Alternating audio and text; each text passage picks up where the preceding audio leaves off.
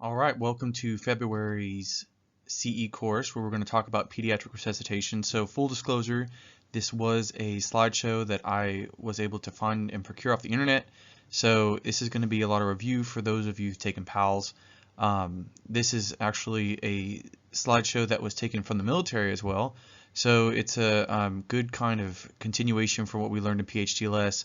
If you want to get this done quicker, you can increase the speed to 2 speed, which is located on the lower right hand side of this YouTube where the little cogwheel, you can make it go faster. So this picture is actually a Russian field hospital in Indonesia. This is in 2005 where they have the Navy doc right there with his beautiful digital stethoscope listening to this baby that was brought in from the local area. So they have no access to doctors, period, much less a pediatrician. So the Navy and the military lead these medical resuscitation missions all across the world to provide care for remote areas. So the goals of this lecture is really going to be to learn how to perform a rapid cardiopulmonary assessment, touching on the skills we learned about in PALS, and recognizing the most important things that can kill people: respiratory distress, respiratory failure, and shock. So really what we should be doing is that every month we should practice a pediatric cardiopulmonary assessment to make sure that you understand how to do these things quickly, efficiently, and well enough to be able to identify problems. So in infants and children, a variety of conditions like airway obstructions, trauma, ingestions of alkali or acidic substances, or even medications that aren't acidic or alkali can ultimately lead to cardiopulmonary failure. In addition to this, sepsis is one of them, especially in our very young and those who have compensated for so long and just cannot compensate anymore. These conditions will either produce respiratory failure, shock, or a combination of the two that we can mitigate with vasopressors or fluids and our endotracheal tube and ventilation with our respiratory failure. Ultimately, if you are unable to mitigate these problems, they'll lead to cardiopulmonary failure, and then eventually the baby will, or the child will arrest, and it will be very difficult to get them back. So here's a picture of the compensation method with a water slide. We have just the straight shot or the compensatory mechanism. We ideally want a compensation where it takes a little bit of time to go from the top to the bottom, but unfortunately, if things are worse off, it will go from top to bottom and there will be no compensation, which is a very scary part for the pre-hospital setting.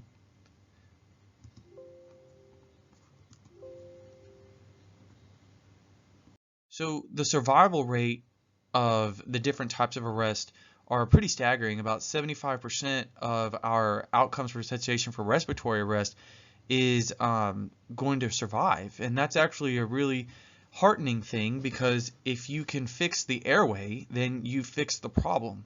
Now, unfortunately, if a child does suffer a cardiopulmonary arrest, then it's going to be a big deal, and you most likely will not be able to get them back. So being able to stick with the CABCs, and remember, with our pediatric patients, the most common cause of arrest is respiratory, so airway takes precedence here in trying to secure an airway and ventilating the patient with our BLS skills. So how do you do this appropriately? Well, you look, listen, and feel, and you're going to evaluate the general appearance, mental status, tone, responsiveness, and making sure that your physical exam does consist of that airway, breathing, circulation, looking at the mouth, doing the finger sweep, making sure they have clear bilateral breath sounds. And if you don't have those, then you intubate. The circulation is always very important. You know, we can't necessarily feel for a radial pulse at a 4-year-old, but you can apply that at the brachial or the femoral or even the carotids to be able to assess for a pulse. Remembering that children do have different hemodynamic parameters for your vital signs, and we can't apply a heart rate of 70 to a neonate as being normal. So understanding that the vital signs are different and knowing what those differences are is very important to take you along the way to being successful at pediatric resuscitation. Also, understanding that classification of the physiological status, sick, not sick, is very important, and being able to rapidly assess the pediatric patient in less than 30 seconds will make a world of difference for the decompensating patient that's going very quickly. So the pediatric assessment triangle, this was one of the slides that I updated from this previous presentation, because it is, again, still appearance, work of breathing, and circulation. Remembering that tone, your gaze, a cry, is it weak, is it strong, can you console them or not? Do you have breath sounds? Are they tripoding? Are they having nasal or thoracic or abdominal retractions, or even nasal flaring? Those are indications that we're starting to go down the bad road when it comes to our breathing. And then circulation, if they're pallor, central or peripheral, mottling, which is kind of that bluish, reddish kind of coloring of the skin, and then obviously cyanosis. So I never really understood how you can apply this, what's worse, is it 2 sides, 3 sides, whatever. Well, I found this good diagram here to really describe how and what we're really looking for. So if the appearance is the one that's messed up, then it could be the central nervous system or metabolic problem. If you have the circulation or a combination of all three, it can be shock, respiratory distress, respiratory failure, and then if all three are going, then it's either respiratory failure or cardiopulmonary. So really, if you have none, then you're in a good world. If you have one, appearance, work of breathing, and circulation, then you're starting to develop the problem area. So making sure that you understand with a pediatric patient, look, listen, and feel. If any of those look, listen, or feel are not up to par, then you're going to have a possibility for problems. So what is the evaluation, the look part? Well, general color. Do they look good or look bad? That's your clinical reasoning that you evaluated over the years that you've been in EMS and what you've been trained to look for. You're also looking at, is their mental status appropriate? Are they just lethargic, just laying there, not really responding to you, can't keep their eyes open? Is their movement normal? Are they active, or are they full of energy, or are they just kind of weak there? So the age appropriate response is, if you take a baby away from its mom or dad, then they're not going to really like you very much, and they're going to cry and scream. If they're just kind of like, I don't care, just listless, that's a real big indicator that you may have a problem. Now, granted, there are some very friendly kids, but for the most part, they're not going to be enjoying the removal from their caregiver. Also, remember, a decreased response to painful stimuli in a child of any age is considered abnormal. And so therefore, if you're doing something to them, start an IV, and they're not really moving, then you need to be moving in the ambulance to the definitive pay of care. Let's talk about breathing for a minute. So is it clear? Is it maintainable? Or if it's not, then what do we need to do? Head tilt, chin lift, making sure that you're understanding the pediatric anatomy, you're padding the occiput, you're making sure that if they're very large that you're padding underneath the shoulders. Understanding the different angles and axes for the airway is also very important, because a maintainable means that you can use a non-invasive assistance to ensure the airway. That means that your headway positioning, suction, things like that, but you don't necessarily invasive intervention is not necessary. So not maintainable is that you need to maintain the airway. That means you're doing a tracheal intubation, needle crike, or you have to relieve the foreign body obstruction. So again, sick, not sick for our look, and then is it clear, maintainable, or not for our airway. So the other thing that we need to evaluate is the respiratory rate. Is it fast or slow? Is it going to be an increased work of breathing or not? Do we have stridor or wheezes? Notice that stridor is going to be an inspiration, wheezes expiration. And then obviously going back to the skin color and pulse ox, you've evaluated the skin color with our circulation as well, but this is an opportunity for you to kind of bridge the gap between the two. So the difference between respiratory distress and failure, we see on the left here, this baby has abdominal and rib cage retractions. That's the one side of the triangle. The airway may be intact, but the breathing is not, thereby having increased work of breathing, putting the patient in respiratory distress. If you have respiratory failure, the pulse ox is below 94%. You're having to ventilate the patient. These are very serious indicators that you're going to have issues later down the way if you do not do something quickly. So let's round it out to the cardiovascular system here. So this right here illustrates the relationship of the cardiovascular variables that affect cardiac output and perfusion. So note that one of the goal in PALS is to make sure that your cardiac output, or the amount of blood going to the tissues each minute, is adequate to meet the tissue oxygen needs. So although there are many variables that influence that, the only variables really that we are caring about in a child for resuscitation is how fast is their heart or slow, and how high or low is their blood pressure. The blood pressure can be maintained despite a fall in the cardiac output if you can make those vessels work to their best of abilities. And so this is why you can have a child who is in shock, but they have a normal blood pressure. And remember, this is very different than our adults who may not be able to compensate so well because their vasculature is so atherosclerotic and therefore they're unable to maintain that pressure. So if the heart is unable to keep up with the oxygen demand, we can attempt to improve that by supporting the optimal heart rate through medicines, and those will also support the actual amount of blood that comes out of the heart. Now, in addition to that, remember, we talked about our systemic vascular resistance being our vessels, and the cardiac output we just mentioned is how much blood is actually coming out of the heart, and that is a combination of preload, how much blood that goes into the heart from the venous system, how much the heart can squeeze out, which is the myocardial contractility, and then the afterload is how much blood actually leaves the heart against the pressure of the vascular system itself. Normally, this is not a big issue because with our patients that do not have congenital defects, their aorta and their arterial system can work very well. But in certain instances, like with our neonates that are born premature, their lungs are not formed appropriately. The afterload of the lungs, they start to develop pulmonary hypertension from bronchopulmonary dysplasia, which is a fancy word for the lungs aren't actually able to do what they were supposed to do because they weren't fully formed to begin with. And so it starts to put a lot of pressure back onto the right side of the heart, which is actually not much stronger than the venous system that it feeds. Remember, the heart is essentially the left ventricle. That is the part of the heart that pushes the blood out. Everything else just moves things around into the different parts. But the pressure in our body is generated from the left ventricular pressure that comes out of the left ventricular outflow tract.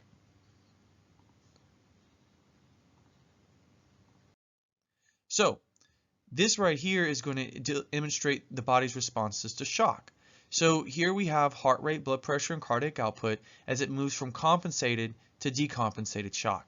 So note that when you have a high heart rate or tachycardia without hypotension, you're going to have your compensated shock. Blood pressure is initially maintained because the vascular resistance is increased. But as the cardiac output continues to fall, the blood pressure is going to fall, the cardiac output is going to fall, vascular resistance is going to get so high, and you're going to essentially have a very, very tight vasculature cutting off perfusion to all of the tissues because it's trying to make sure that you maintain pressure, but the blood pressure plummets and the heart is no longer able to put anything out.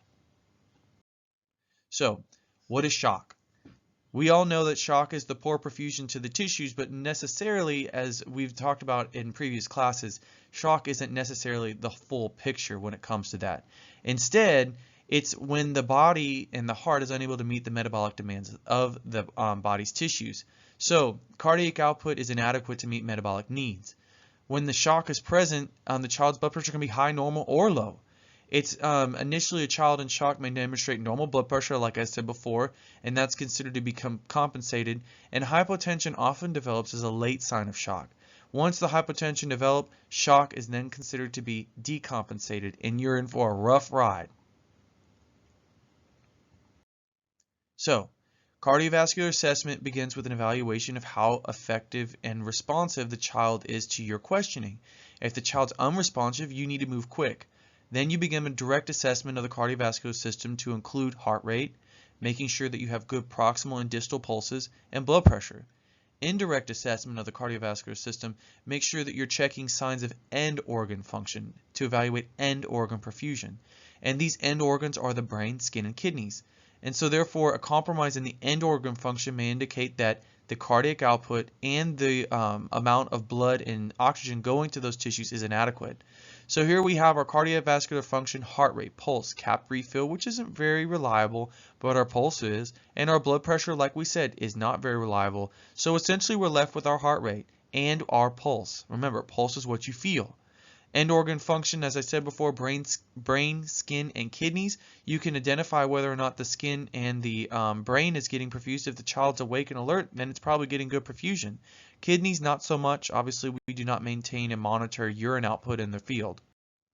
So, typical assessment order, look at the patient, listen to the patient, feel the patient. Looking, you're observing the mental status. Feeling, you're looking at the heart rate, the pulse, the skin temp, measuring the blood pressure. And obviously, like I said, measuring urine output later, and that's going to be for the hospital setting.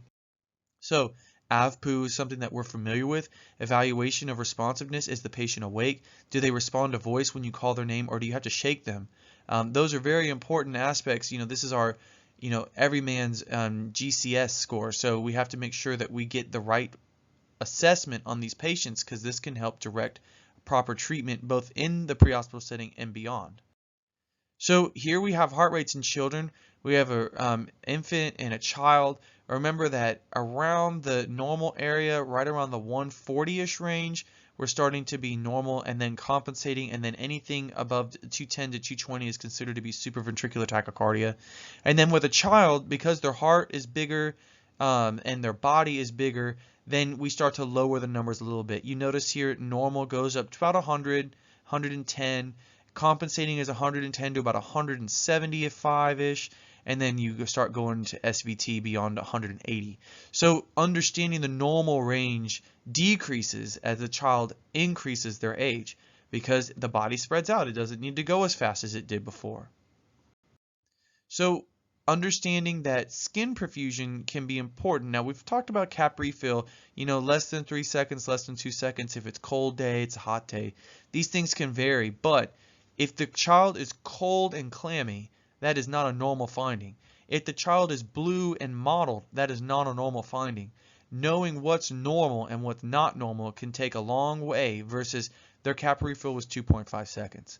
That doesn't really give me much. So palpation of the distal and central pulses: femoral is a great one. Brachial is a great one. You see that they're feeling on the DP pulses. If you can feel that, that's fantastic. If you can't, don't feel bad. These distal pulses are a little bit more challenging to feel. This is roughly a 3 to 6 month old right here. This isn't exactly a newborn. So, as they get older, you can start to palpate better. Cap refill, anything over 10 seconds is considered to be extreme. And you see here their version of a cap refill is they put their finger on the sole of the foot. They didn't do that fingernail stuff that we do. So understanding that blanch can make a huge difference.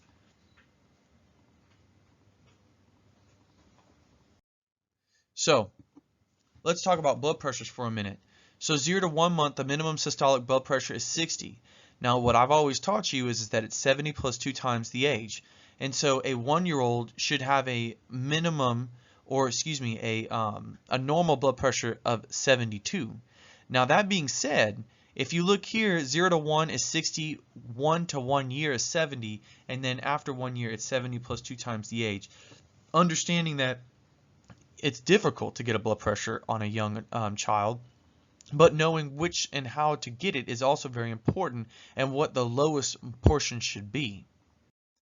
So I put this graph in here to present the minimal systolic blood pressure as a visual aid.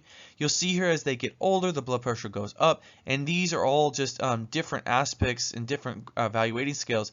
Now you'll look here, you have overweight and then not overweight. They pretty much track the same, but then PALS, for some reason, when you go to PALS around 10 years of age, all of a sudden everyone should be a 90 systolic.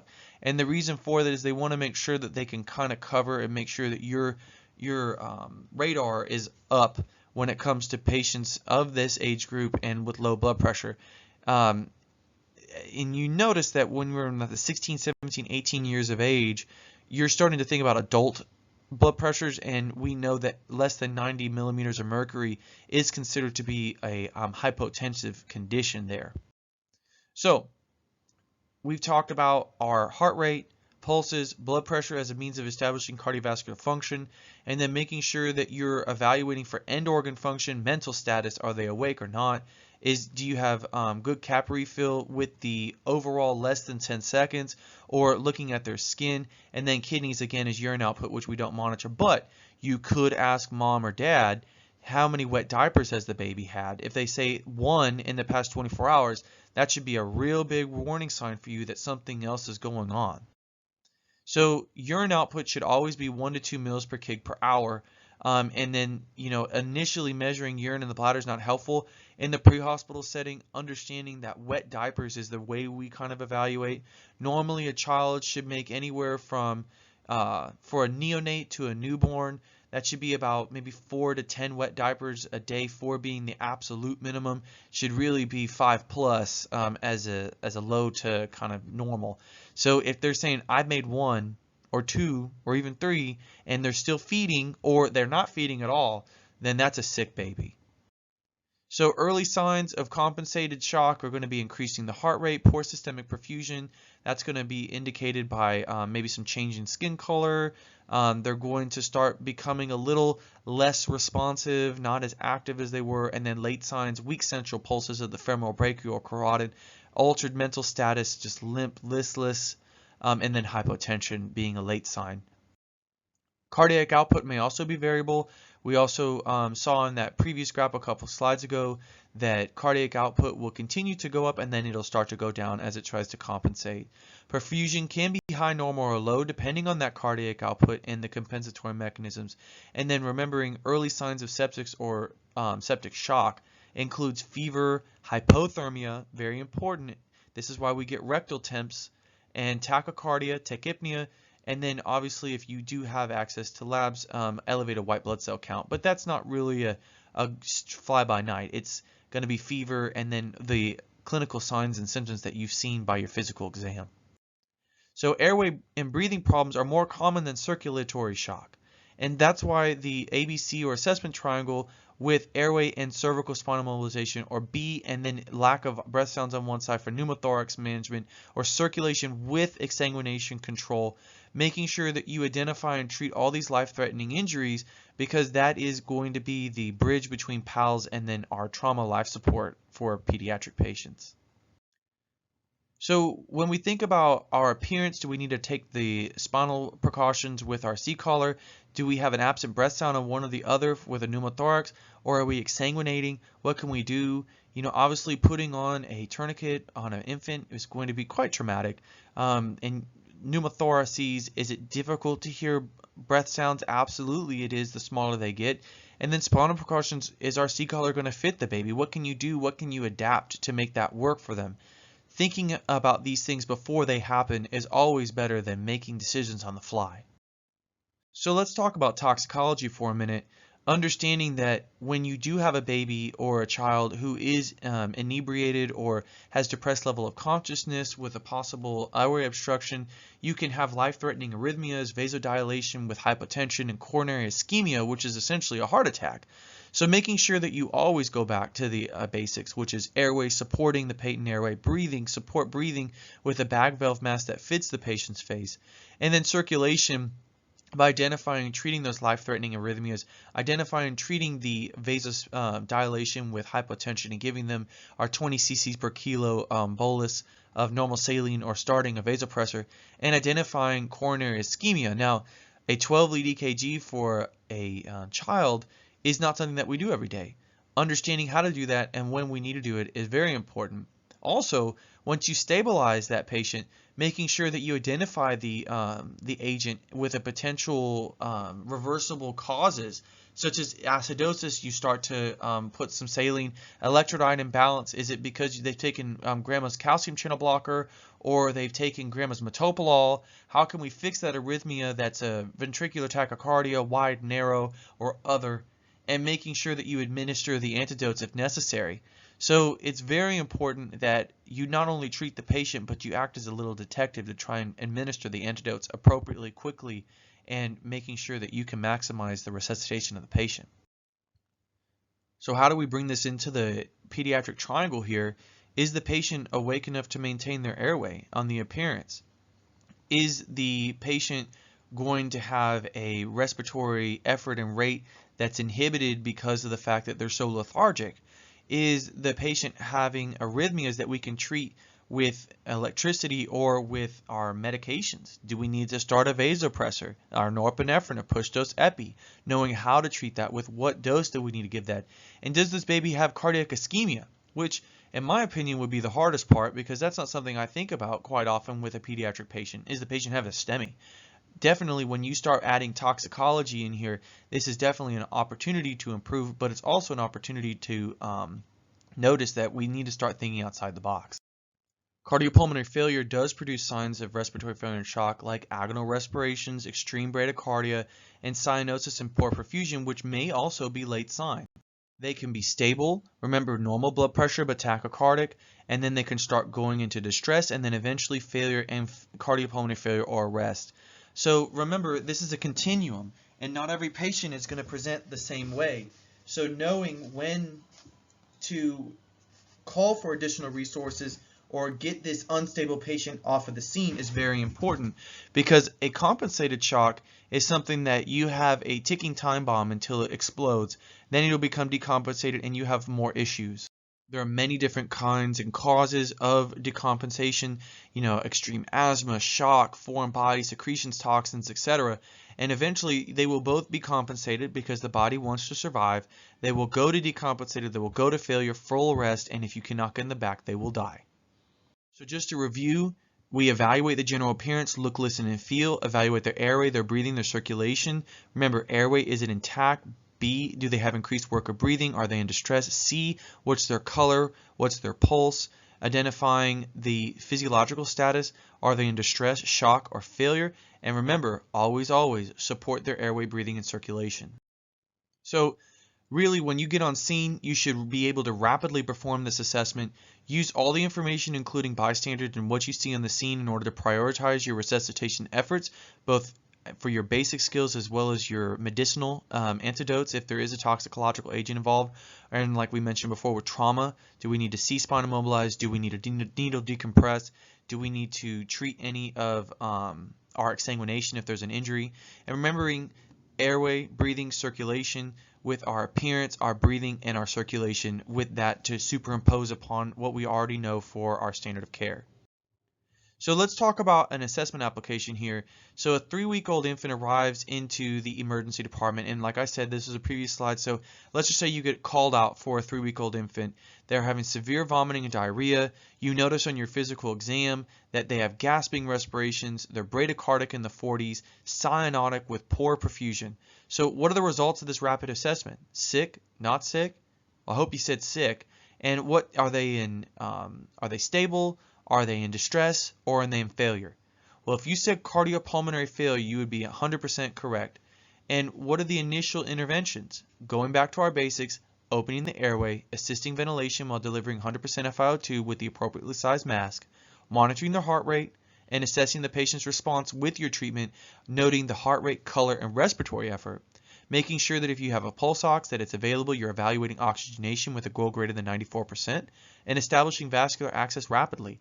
That means 90 seconds. You get one time, 1 or 2 times if you can get it within 90 seconds. If not, you're going to be using the drill.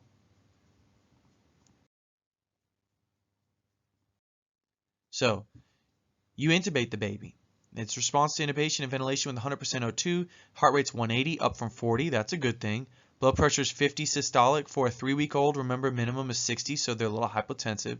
Peak centrally, cyanotic peripherally, no peripheral pulses, and no response to pain stimuli. What do you think is happening now? Well, you've reverted back from failure to shock, and they're in decompensated shock. So what do you need to do? Well, if you haven't already, we need to get vascular access, and we need to give them the rapid bolus of the 20 cc's per kilo. So once you do that, the baby improves, and you go to the hospital emergency traffic. So let's talk about pediatric intubations for a minute. What do we do? Well, the goal of this is to make sure that we understand the basic concepts of pediatric airway management, how to review RSI with a PD patient, and have a chance, if you will, later on in the skills section of this with your stations, to practice some pediatric intubation skills, both with a manual, Miller and Mack, as well as our video laryngoscope. So, children are at a higher risk for hypoxia and respiratory failure. They have a low ability to compensate for airway failure for a long time. And the reason for that is because they have anatomic differences, they have a higher metabolic rate, they don't really have the sheer signs and symptoms of hypoxia like adults do. Head trauma is more common in pediatrics because of the fact that their head is the largest part of their body until they get to be about an adult, and the limited practice of management skills because we don't really have that many pediatric emergencies, which is a blessing. So let's talk about the anatomical differences. This is extrathoracic. They have a large tongue. The tongue is placed superiorly, making it difficult to essentially go into that mouth and be able to get a good malampati. The angle of an epiglottis is angled away from the larynx, making it difficult sometimes when they have an anterior approach. Vocal folds can trap an ET tube because they do have a floppy epiglottis, and the narrowest area at the cricoid versus the glottis, and so therefore it may be difficult to pass a cuff tube. And that's the reason why we like to pass uncuffed tubes with our youngest. So here we have our anatomy. We have our tonsillar pillars right here, epiglottis, and then we have our vocal folds, and then there's the trachea. So if you know that the baby is a certain age, obviously you need to use your Pedistat app. You need to use your Broslow. You need to make sure that you're getting the right tube for the right baby. Also remember, if somehow the ambulance is on fire, you don't have anything, all your equipment's burned, but somehow you manage to save the pediatric bag, you can always gauge the size of the tube by looking at the patient's pinky and trying to identify a tube size that's going to fit that size finger.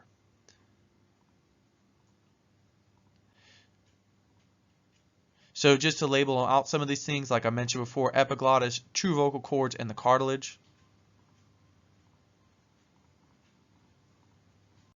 All right.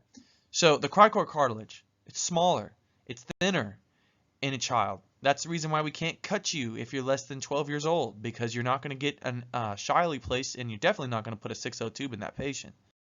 So the interthoracic, or the internal anatomical differences, is that there's a problem with compliance of conducting airway at high flow rates.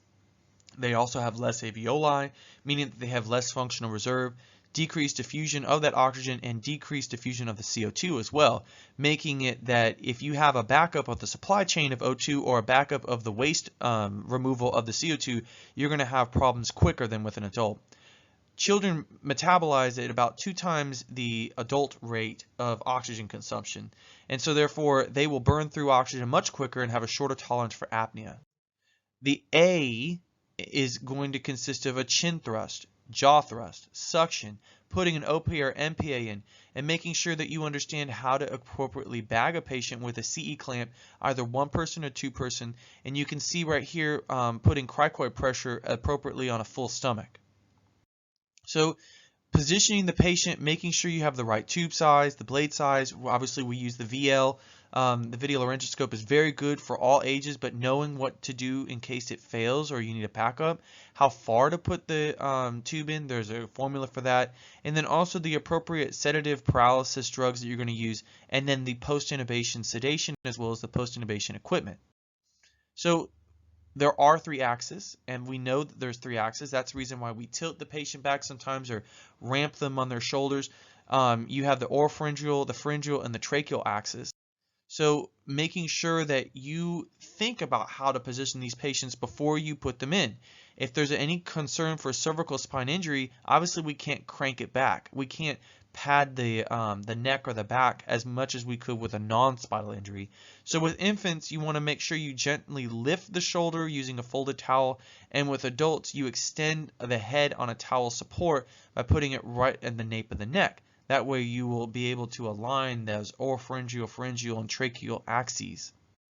So here we have a Miller blade going into the vallicula of the epiglottis. There's the light showing us the trachea, and we are able to intubate, right? Well, no. Remember, the axis that you have here is being impaired because you haven't actually aligned the tracheal axis. So with this patient, what would be best is you need to ramp them and put a little piece of paper, not paper, but blanket or whatnot underneath their shoulders to be able to adequately get that visualization. So how do we do the tube size? Well, it's age plus 4 divided by 4 for a uncuffed, and an age plus 4 divided by 3.5 for a cuffed. Now, you'll see here a 2.5 for a preemie, a 3.5 for a newborn, and that's greater than 36 weeks. So that's full term, and then anywhere between 28 to 36 weeks is going to be a 3. And so knowing what to do and when to use cuffed and uncuffed is very important. Obviously, we do not carry cuff tubes below, I believe it's 5. And so eventually that's going to change, and there's recent literature that's going on right now that says that it's more efficacious to use a cuff tube with our pediatric patients to prevent aspiration and improve that security of the tube in the actual airway, so that when you move the patient, it doesn't plop out. So we have our two blades, Mack and Miller. Remembering that our very young, you want to bypass the Mack sometimes because the epiglottis is very big. And so that's the reason why traditionally they said for our infants, you want to use a Miller or a straight blade. So here's our Mack and Miller sizes here. So they don't really change very much. You'll see that we have 0 for our neonate and preemie, which is about the size of your pinky. And then once we get to from birth to about 2 years, we start to 1 and then we go up. Remember, when in doubt, use your Broslo or Pedistat. Guidelines here for our insertion distance: if you're less than 4 kilos, it's going to be weight in kilos plus 6. And then for our greater than 4, it's 3 times the ET tube size, which is what we're usually familiar with. And this is going to be the distance to the mandibular ridge, and it's usually going to be a little slightly higher with our preemies. Those tubes are so small, they're like coffee straws. So you're going to be very, very careful with that, and being very diligent about listening to the breath sounds to prevent a right mainstem bronch.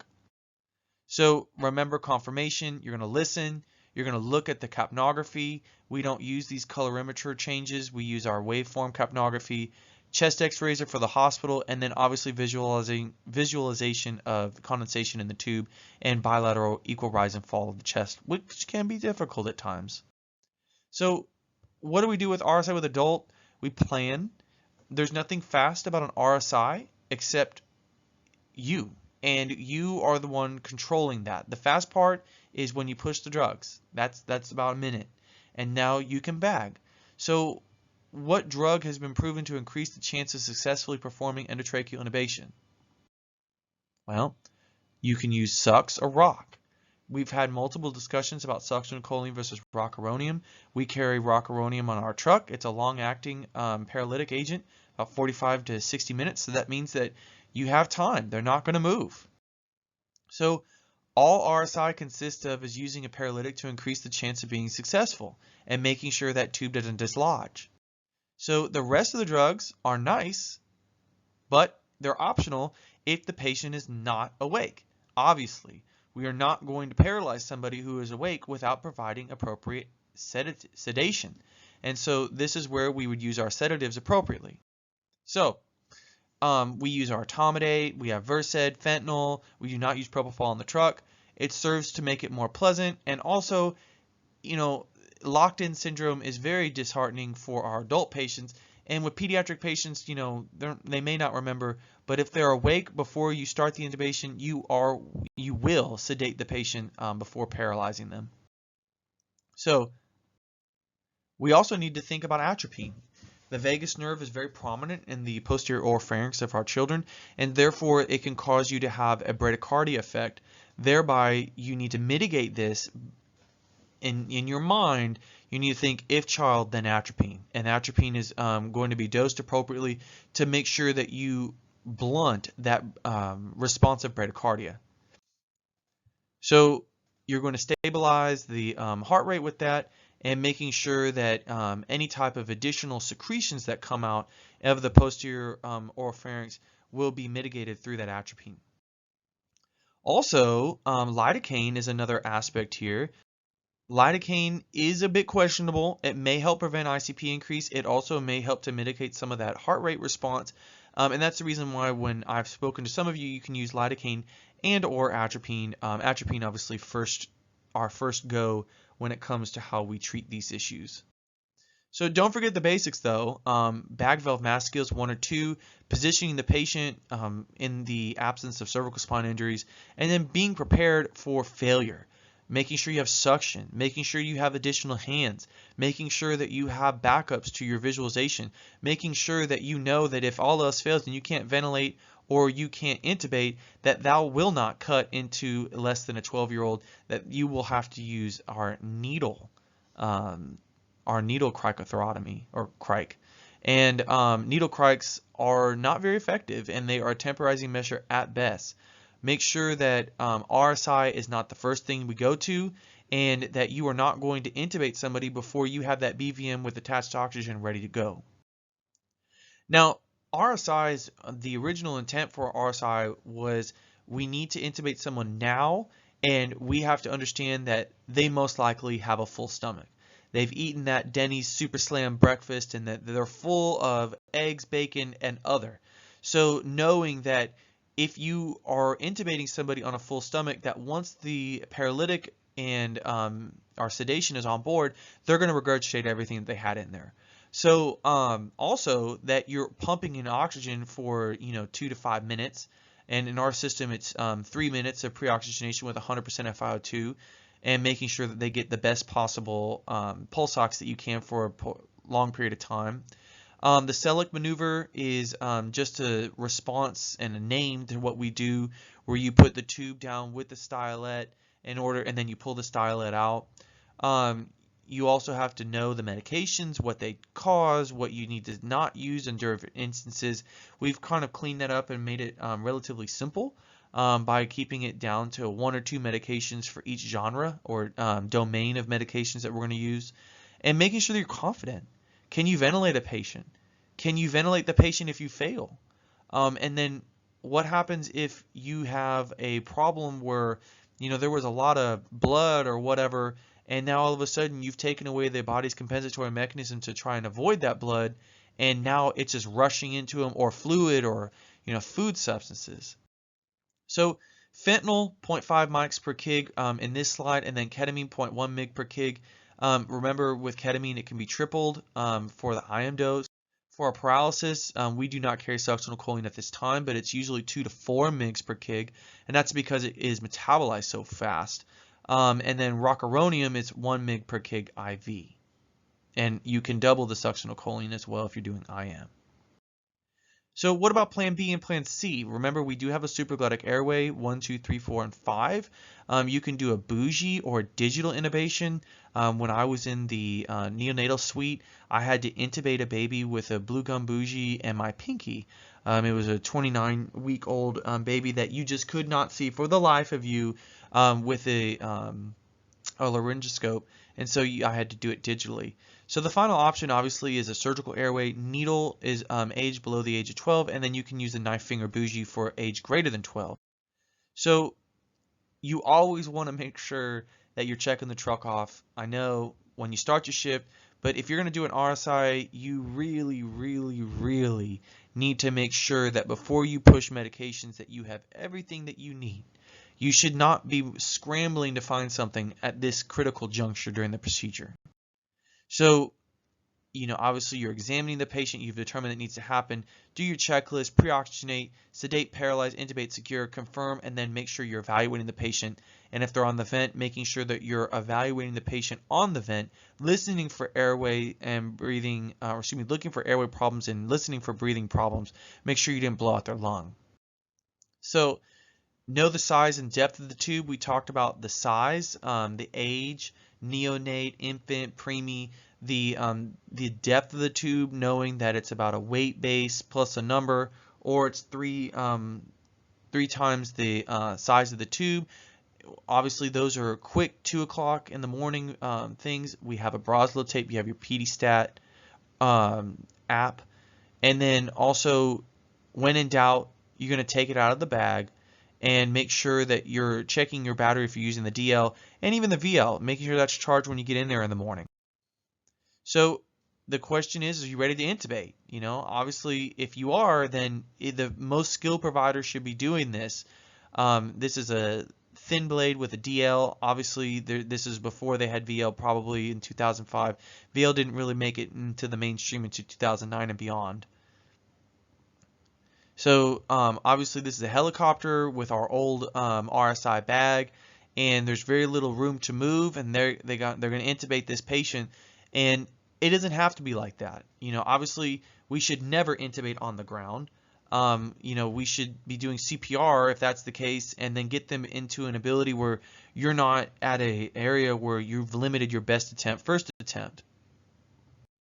So after you've done the rapid assessment and breathing interventions are started, obviously stopping any major bleeding with exsanguination, tourniquets, and whatnot, getting an IV access if you can't within 90 seconds go into IO, and with our newborns using an umbilical vein Obviously, this is a special type of catheter. We do not carry umbilical vein cannulation kits, so it's going to have to be our IO.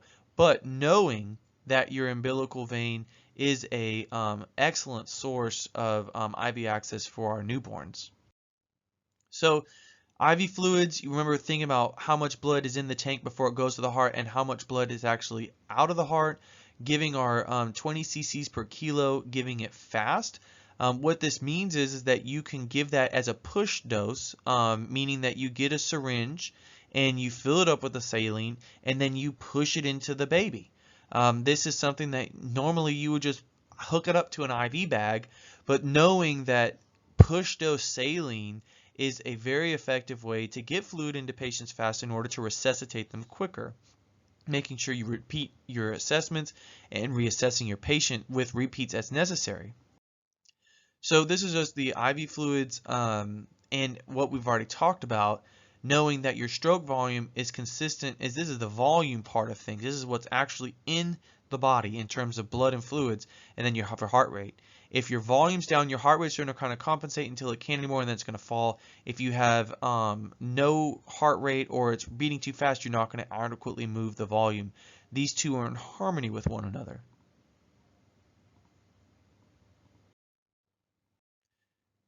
So let's talk about some cardiovascular cases, being able to differentiate between shock, compensating, and decompensating from just pure hypertension, and then also how to manage shock. So shock, remember, is inadequate perfusion, poor oxygen delivery. That can be because of an airway problem or a breathing problem. And then hypotension is just because of systolic blood pressure being decreased.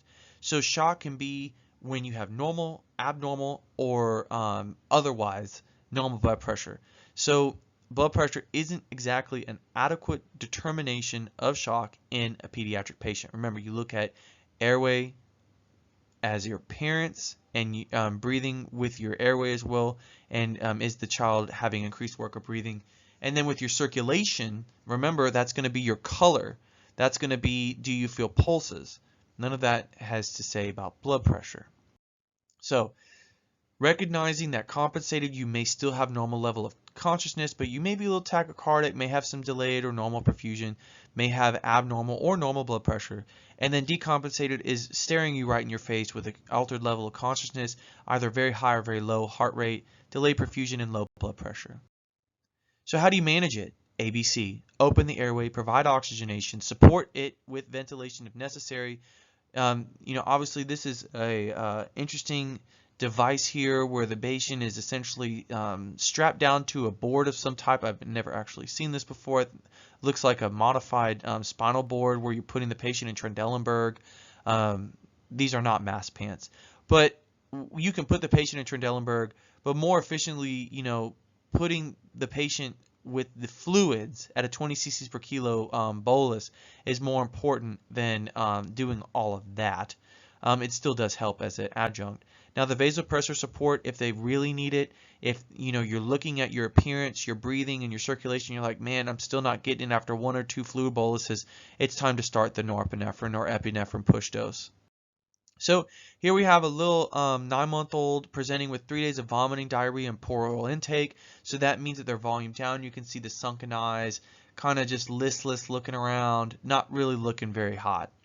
So agitated, makes eye contact as your appearance, kind of a little dotted line here. No retractions are abnormal. We're normal work of breathing, and we're pale. So we got 2 little parts of the triangle here, and we're in a little we're in a problem area. Are we shocky? Maybe. Are we in compensated shock? Probably. So, but we're not in failure yet. So we open the airway, you're breathing at 50 times a minute, which is fast, but they have good rise and fall and clear lungs. Heart rate's 180, knocking on the door. Cool, dry, pale skin. You have cap refill 3 seconds. They're alert and no signs of trauma. They weigh 8 kilos. So what is this child's physiologic state? Well, they're probably in compensated shock. Is it airway? No. Is it something to do with breathing? No. Is it probably because of cardiac? Absolutely. They haven't been taking an oral intake. What are your treatment priorities? Well, make sure airway is intact, make sure the breathing is good, and then getting them an IV or IO within 90 seconds and giving them some fluids. So compensated shock is most likely going to be because of a viral illness.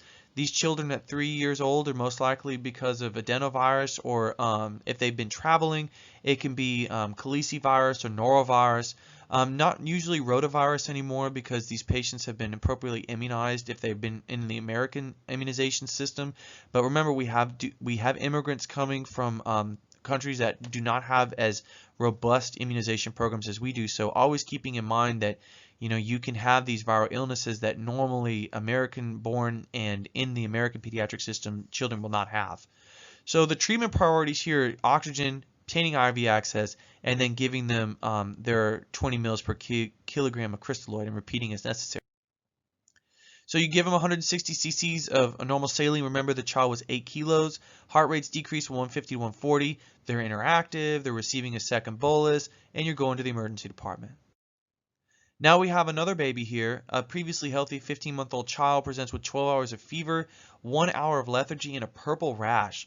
I tell you what, a purple rash to a previously healthy child is not a good sign. So appearance, no eye contact. They lie still with no movement. Their work or breathing, they don't have any retractions or abnormal airways, so that's normal. And they're pale. Again, we have the appearance and circulation. Are they decompensated, compensated, or and then failure? Well, I would say we're about in the compensated, decompensated area now. So the airways open, breathing at 60 times a minute, and that is not good. Poor chest rise, heart rate is 70, really bad. Faint brachial pulse, cap refill 4 seconds, and their BP is 50 over palp. Remember, this is a 15-month-old. The minimum they should have is a 60 to 70. They are hypotensive, they are bradycardic, and they are in a bad time. They have a purple rash and their weight is 10 kilos. What's your assessment? Well, this patient is sick. They need to be taken care of sooner rather than later.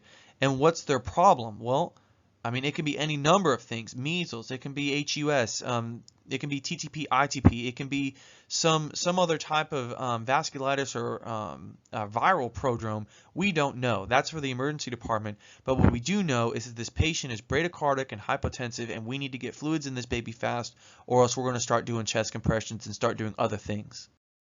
So they are in a decompensated shock, and the treatment priorities, just like everything else: airway, breathing, circulation.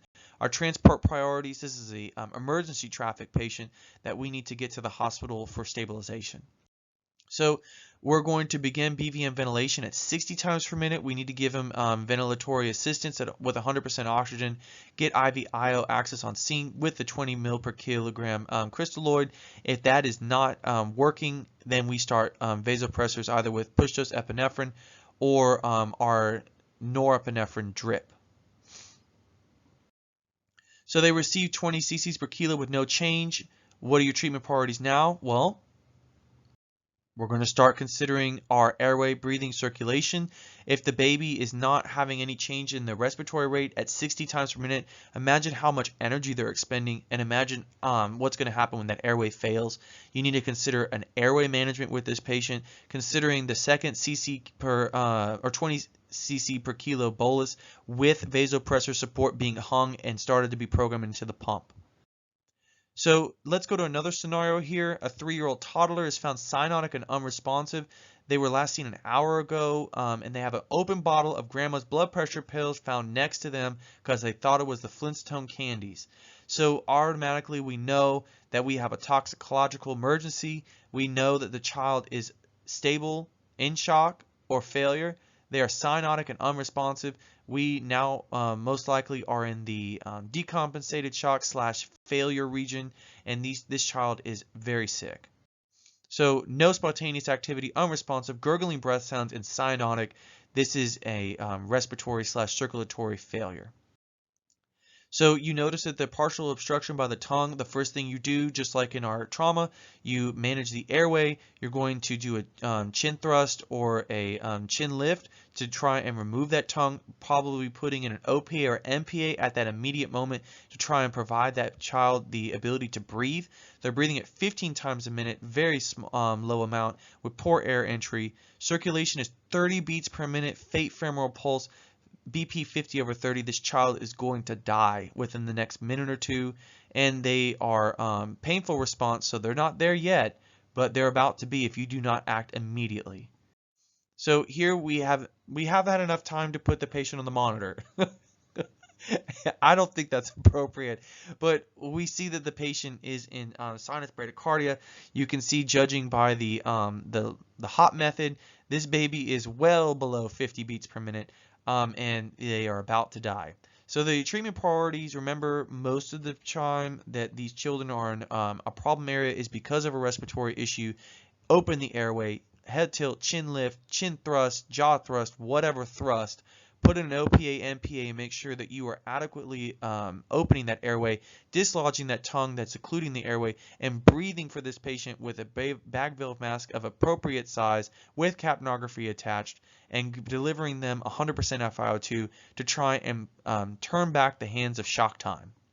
So we open the airway, BVM, chest compressions. Obviously, the patient is in this scenario not responding well, so we want to get them a little bit of support.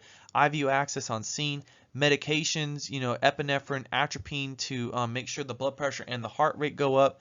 Possible antidote, the woman in the scenario have blood pressure. Is it a beta blocker or a calcium channel blocker? If it's a calcium channel blocker, remember we're worried about calcium blocking, so we can give them calcium gluconate. Metoprolol is going to have to be reversed with insulin and glucagon, both of which we don't carry. And then making sure that you give them fluids. When I took my advanced disaster life support class, they had an old saying that the solution to pollution is dilution. So if you have a patient that has a lot of a medication, if you dilute a little bit, you give them fighting chance. Remembering to check the glucose. Metoprolol and some other medications can cause you to have a rapid decline in glucose. So that's a simple fix. We hang D10 or D5, making sure that we get it in, and then rapid transport. So with assisted ventilation, the patient's heart rate improves to 70. The color, the capillary refill improves, and then the patient's respiratory rate improves, and a rapid glucose check is 100. So you did not have to intubate this patient, but by merely doing basic life support skills, you've saved this patient's life. So the 12-month-old child, this is a year-old, you arrive at the house, mother states the child has a history of heart disease, been fussy for the last 3 hours, and the patient weighs 10 kilos. So appearance, they're alert but agitated, mild retractions, lips and nail beds are blue, so there's a peripheral cyanosis, mild retractions, so we have kind of a compensated air picture here. So initial assessment, clear breath sounds, respiratory rate 60 breaths per minute, heart rate is too rapid to count, and if you look and do the hop method, there's 300, 150, so we're about let's say above 200, so we're kind of in the SVT range. So here we have SVT versus sinus tachycardia. You'll notice that in our sinus tachycardia, we have 300, 150, 100, our 150 to 100, so we're right in the 135 range there, and our SVT is greater than 200, which we can see by the hop method in that picture. So knowing that in SVT, you can have vague history of irritability, it's going to be too fast to count. Heart rate's going to be greater than 200 beats per minute on the 12 lead or the 4 lead. And then your sinus tachycardia, obviously if they've been sick, not feeling well, the heart rate's going to be a little above, but it's definitely not going to be an SVT range. So what do we do? A, B, C, provide oxygen, provide IV access as well. We can convert the rhythm with vagal maneuvers or adenosine 6-12-12 for adults. And then remember, we have modified pediatric doses for our children. Unstable patients, if you do have IVO access obtained, you can do adenosine. But remember, in the rule of thumb, unstable patients, meaning that they're hypotensive, altered mental status, signs of end organ perfusion, or they're bradycardic, we're not going to be pushing adenosine. We're going to be doing synchronized cardioversion at the appropriate joule dosage for the pediatric by weight. We can give blow by oxygen. IV was started. We give the adenosine at 0.1 mg per kg, and it's rapid IV push, and then 5 seconds of asystole followed by conversion. The baby's doing better. So cardiovascular compromise in children is often related to failures of the airway or low volume or poisoning from some type of substance or even sepsis, and making sure that you always go back to the airway, breathing, and circulation, and treating any rhythm disturbances only if there are signs of failure or decompensated shock present. It's always important to recognize the appearance, the breathing, and the circulation according to the pediatric emergency life-saving triangle, because that's how we evaluate with our clinical evaluation of these pediatric patients. So let's talk about a CE clamp. Remember, it's always important to do the two thumb encircling hands. And then this is going to be our CPR right here. So this is more important than the up, down, two finger approach because you get a better approach. Making sure that you get effective mask seal, and also you see this cricoid pressure right here to occlude the esophagus. It's meant to prevent you from having that full stomach come out at you. And if you're going to be ventilating a patient, and even if you have an asthmatic baby that you know you're going to have to wait and sometimes even push on the chest to relieve some of that thoracic pressure, you cannot have all that air going back into the stomach, or else you're going to have a whole lot of problems with the regurgitation and most likely aspiration. So you can use a two-person bag valve mask, making sure that both the pointer finger and the thumb are over the mask, encircling the mouth and nose, getting that good seal, while the pinky and the fourth digit are lifting up on the jaw and displacing that tongue from the posterior oropharynx. Pre-hospital tracheal intubation versus bag valve mask, obviously BLS first, but if you know that it's going to be a difficult position for you, or the baby's or the child's not responding well to our BVM, it's time to secure the airway, and making sure that you properly secure that airway after it's been intubated, and then making sure that you're monitoring it. So what is the success rates? Now this is an article from JAMA. I looked at the statistics. It really hasn't changed very much. Now with video laryngoscopes, we've actually increased our tracheal intubation rate by about 15 to 20%. That's the reason why we used it as our first attempt. So the successful tracheal intubation rate back in 2000s with DL was about just over half. Intubation attempts on scene increased by 2 or 3 minutes. You know, when it comes to a trauma, we got 20 minutes. You know. When it comes to sepsis, you got 20 minutes. When it comes to a heart attack, you got 20 minutes. When it comes to STEMI, you got 20 minutes. This is an urgent patient. This should also be 20 minutes. So remember, rapid identification in your assessment should happen within the first 60 seconds, and then you need to make that decision. This is an urgent patient. I need to go. Fortunately for us, unrecognized tube displacement is less than 10%, with esophageal 2 unrecognized extubation at 6.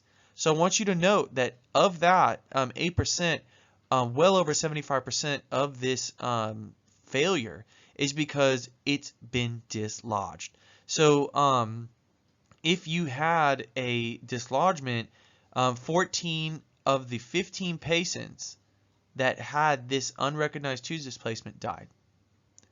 I want you to let that sink in for a minute. You killed this patient because you did not do that reassessment and that that DOPA dislodgement, obstruction, listening for pneumothorax, and looking and evaluating the airway. If you have this patient attached to the wave capnography, then you'll note that 35/45 now becomes 2 or 5. That should be a really big indication you're not in the right place anymore. And the area, the margin of error for this displacement is so much greater than with an adult. But you just don't have enough real estate in there. So you got to be careful about that. Making sure that you can visualize the tube through the cords, listening for breath sounds, oxygenation, and then your capnography. Always making sure you know how to use your tools effectively. No single tube confirmation or examination is 100%. That's why we use many different kinds. Detection of exhaled CO2 is reliable in patients weighing greater than 2 kilos with a heart rate, and exhaled CO2 can be helpful in cardiac arrest because this is how we determine if you're going to have a good ROSC. Confirmation is vital. Anytime you move the patient, anytime there's a significant bump in the cab, you need to reassess your tube and make sure it's still in the child or the adult. Eye gels are very important. Obviously, this is an LMA, but eye gels, we have a cuff mask at the end. We do not have a pump that's listed right here for the syringeal mask airway, but you just put it in blindly, and then it's inflated, it's ready to go. So the problem is that when you use eye gels and LMAs, it's a good, acceptable, temporizing alternative to the unresponsive patient. If you have a gag reflex, it cannot be put in there. So knowing that an eye gel is a good way to just kind of get an airway fast, but it is not a secure airway. So IOs greater than 6 years of age. So the use of IO needles has been documented in older children. Devices for old adult use are available. We have our Easy IO, and then the reason why we switched over to manuals is because it's very important that we have that feel. It's very easy to get in, knowing the places that we need to go. Remember the distal femur, also the proximal tibia if it's formed at that time. It's there. No one should die because of lack of vascular access anymore. We have the ability. So drug therapy, remember, things can go in the tube as well, okay? You shouldn't, there's been a couple cases where even in the hospital, people forget that the endotracheal tube is an excellent route for medication, all right? So, obviously we do have our epinephrine going in. It's good at getting heart rates to return. It does have poor long-term outcomes, but at least you're getting a return and you can mitigate and temporize until they can get more definitive treatment. So Nabal, these are drugs that can be delivered for an adult: naloxone, atropine, vasopressin, epinephrine, and lidocaine.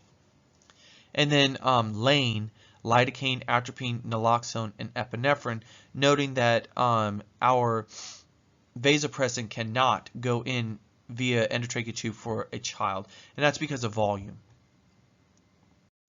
So newly born babies delivered outside of the delivery room, most of them are going to do just fine, but some of them don't, and we need to be ready for that. Obviously, the priority is to establish effective ventilation, providing chest compressions if heart rate's less than 60 despite ventilation with 100% O2. There's an awesome class called Neonatal Resuscitation Protocol, or NRP. I've taken it as being part of the hospital and working in a delivery center. It's a very interesting course. It kind of, you're like, I want to do things, but you have to do things by time. In NRP, it's 30 seconds. You vigorously shake the baby and move the baby for 30 seconds. If that doesn't work, you give them some oxygen. If that doesn't work, you give them some BiPAP or CPAP. If that doesn't work, then you start doing bag valve mask. And there's a protocol, an algorithm to follow, which we'll introduce later on. So one of the things is that meconium, this used to be a really big thing. If you saw meconium, which is the baby's stool, usually an indicator of a traumatic, not a traumatic in terms of trauma, but a difficult birth. It used to be that you'd have to intubate the baby, suck out the baby, stool in the airway, and then re-intubate them. It was causing a lot of problems. They don't do that anymore. If meconium is observed in the amniotic fluid, suction the mouth. If the infant is vigorous, you don't have to worry about it. If respirations or there's poor tone, then you can use your laryngoscope and suction out the actual baby's mouth during that time. So let's talk about some H's and T's for one moment, and then we're almost done. So the causes of arrest: low oxygenation, low volume, low temperature, or metabolic problems. So making sure that you understand that if the baby is satting at like 60%, it's time to put them on O's. If the baby is been having excessive diarrhea or hasn't been having any good intake, it's time to give them some volume. If the baby's cold, warm them up. Now these other metabolic causes like hypoglycemia, that's an easy D-stick, we can get that checked. But when hypo and hyperkalemia, those are a little difficult to ascertain in the pre-hospital setting. So the final slide here is our T's. Tamponade. What can we do for tamponade? Well, pericardiocentesis, but it's not something that necessarily we do in our protocols, nor would I want to do on a child or an infant. Really scary. Tension pneumothorax, we can needle decompress. Toxins, poisons, drugs, knowing your context around you, and then thromboembolism or a PE. Those are also difficult to ascertain in the pre-hospital setting. So that concludes this month's CE on pediatric resuscitation. We've reviewed some of the tenets of PALS. I hope this was a good refresher for you. And if you have any questions, just let me know. Thank you.